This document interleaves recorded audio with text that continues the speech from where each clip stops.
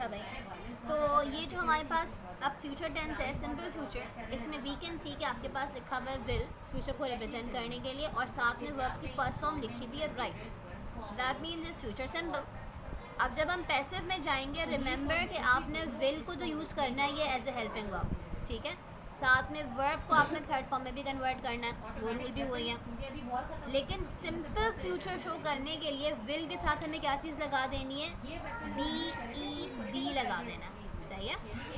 Simple present में था is और एम और आर, सिंपल पास्ट में था वॉज और वर, सिंपल फ्यूचर में क्या है, विल बी, ठीक है। बी शोज के अब सब्जेक्ट एक्शन को रिसीव कर रहा है बनिस्बत करने के बजाय। He will write a letter becomes a letter will be written by him, ठीक है। He will repair her cycle, again आपने देखा फ्यूचर सिंपल है, वर्ब की फर्स्ट फॉर्म है, वर्ब विल लिखा हुआ है।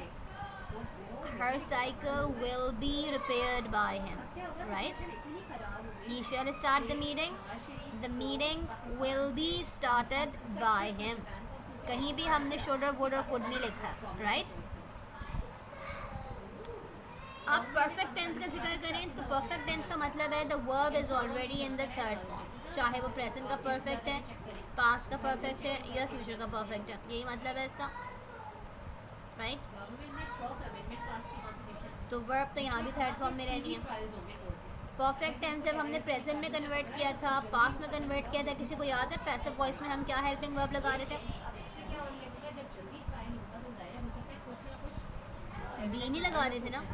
परफेक्ट टेंस के लिए हमने ऊपर प्रेजेंट में बीन लगाया है और पास्ट में भी बीन लगाया है, ऐसा ही है। यहाँ पे भी वही काम करना है आपने, लेकिन वी हैव टू शो कि ये बीन, ये परफेक्ट टेंस फ्यूचर का परफेक्ट टेंस है। तो फ्यूचर का परफेक्ट टेंस बनाने के लिए ओरिजिनल सेंटेंस में देखो क्या लिखा है, विल हैव, शैल हैव, तो पैसिव में भी हमें यही लगाना है, विल हैव, शैल हैव, तो भी विल हैव, सही है।